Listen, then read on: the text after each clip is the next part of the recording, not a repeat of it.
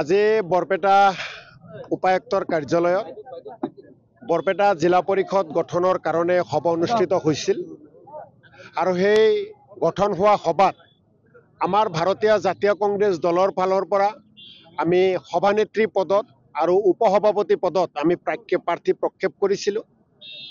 AGP বিজেপিৰ ফালৰ পৰাও তেওঁলোকে প্ৰাৰ্থী প্ৰক্ষেপ কৰিছিল। শেষত গৈ ভোট অনুষ্ঠিত হয়। ভোটত আমাৰ কংগ্ৰেছ দলৰ প্ৰাৰ্থী জেছমিন চুলতানা ডাঙৰীয়ানীয়ে 9টা ভোট লাভ কৰে আৰু এজিপি বিজেপি সমৰ্থিত প্ৰাৰ্থীয়ে 8টা ভোট লাভ কৰে। আমাৰ ভাইচ প্ৰেছিডেণ্ট শ্বাহ আলম ডাঙৰীয়াই 10টা ভোট লাভ কৰে আৰু এজিপি বিজেপি সমৰ্থিত ভাইচ প্ৰেছিডেণ্টৰ প্ৰাৰ্থীয়ে 7টা ভোট লাভ কৰে। মই আজি সমূহ বৰপেটাবাসীৰ ওচৰত আশীৰ্বাদ বিচাৰিছোঁ।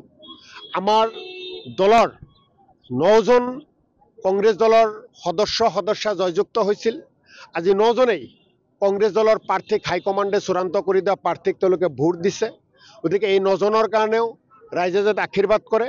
প্ৰেছিডেণ্ট ভাইচ প্ৰেছিডেণ্ট আন 7জন মেম্বাৰসকলক লগত লৈ বাকী জিলা পৰিষদৰ আন বেলেগ বেলেগ দলৰ মেম্বাৰসকলক লগত লৈ সভানেত্ৰী আৰু উপসভাপতি ডাঙৰীয়াই বৰপেটা জিলা পৰিষদৰ জৰিয়তে বৰপেটা জিলাখনক উন্নয়ন দিব।